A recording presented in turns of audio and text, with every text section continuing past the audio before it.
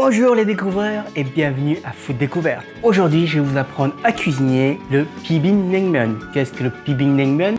C'est des vermicelles de riz ou de soba à la sauce piquante. Pour cela, il vous faudra 2 cuillères à soupe de sucre, 1 cuillère à soupe de l'huile de sésame, 2 cuillères à soupe de sauce soja, 1 quart d'oignon, 2 gousses d'ail, 2 cm de poireaux, 2 cuillères à soupe de vinaigre de riz, 3 cuillères à soupe de poudre de piment, des vermicelles de riz que vous allez faire cuire, un œuf et 100 g de bœuf haché. 100 g, c'est juste, il vous faut ça. Nous allons commencer par la préparation de la sauce. La sauce est très simple à fabriquer. Par contre, il demande qu'on le laisse reposer au frigidaire pendant 1 à 2 heures. Donc, nous allons commencer par celui-là. Nous allons commencer donc par la préparation de la sauce. Donc, prenez votre oignon et coupez-le en grosso modo.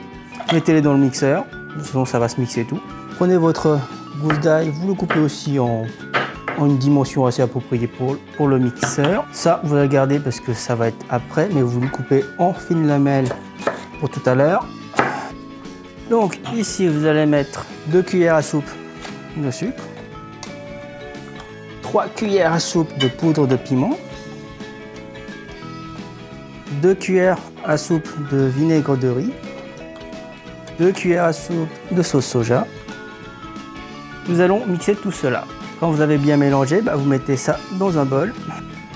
Donc, quand vous avez déposé sur un récipient, vous allez le mettre sous plastique et vous le laissez 2 heures dans le frigo. Bon, en attendant, il me reste plus qu'à peu près 10 minutes et j'aurai fait mes 2 heures de fermentation. Nous allons faire cuire ces vermicelles de riz. Et on va rajouter aussi l'œuf.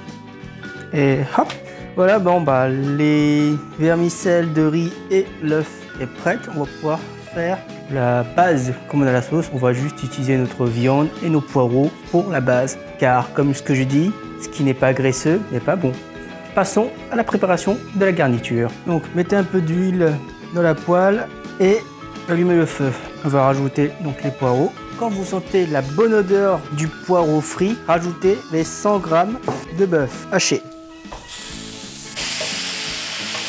Éteignez le feu, c'est prêt. Rajoutez donc tout le contenu que vous avez cuite. Rajoutez 1 cuillère à soupe de l'huile de sésame. Et là, on va rajouter donc la sauce qu'on a fabriquée. Voilà à quoi ça ressemble après 1 heure de fermentation. Alors, vous mettez qu'une cuillère, une grande cuillère. C'est pas la peine de mettre tout. C'est pour 2 personnes. Comme moi, j'ai envie de manger piquant, moi, je vais mettre les 2. Hop. Mais je précise, c'est pour normalement pour 2 personnes.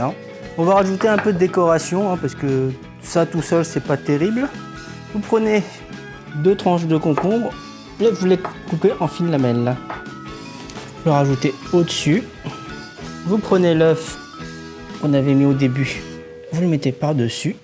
Et voilà, c'est prêt. Passons à la dégustation. Bon, je vais déguster. Hop. Donc, il suffit juste de mélanger les pâtes avec la sauce. Ça sent vraiment très très bon. Ça sent très très très bon. Et voilà, ça donne ça quand vous avez mélangé. Donc, goûtons à ce petit plat. Je vais mettre un peu de viande et de légumes. Hop.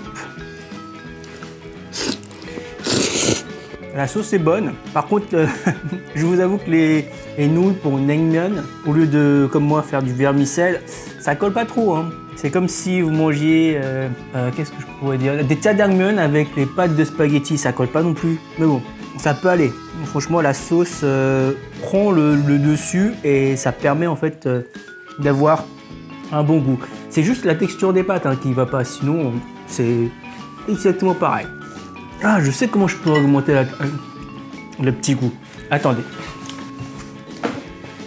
Vous voyez, ça c'est du tsuyu, c'est ce qu'on utilise comme sauce pour manger avec des soba. Vous savez ce que c'est. Dans le bibimbap, il y a quelque chose qui est mieux, qui est le naengmyeon. Mais je sais que si vous mélangez le naengmyeon et le bibimbap, ça peut être pas mal. Donc vous mettez juste à peu près 2 cuillères de tsuyu. Et vous rajoutez un demi-verre d'eau. Un peu pas comme ça. Et vous mélangez. Alors au niveau visuel, c'est mieux que le bibimbap tout court, parce que ça a rajouté un peu plus de liquide. Au niveau du goût, ça a rajouté un peu plus de la sauce de poisson. Donc c'est vraiment parfait pour le naengmyeon. Alors on va voir ça. Oh, c'est vraiment mieux. Donc vous utilisez la sauce et vous utilisez des suyu, donc 2 petits cuillères à soupe de suyu et un demi-verre d'eau. Et là c'est parfait, franchement, oh, c'est la combinaison de la mort. Bon, moi je vais continuer à manger et je vous dis à la prochaine.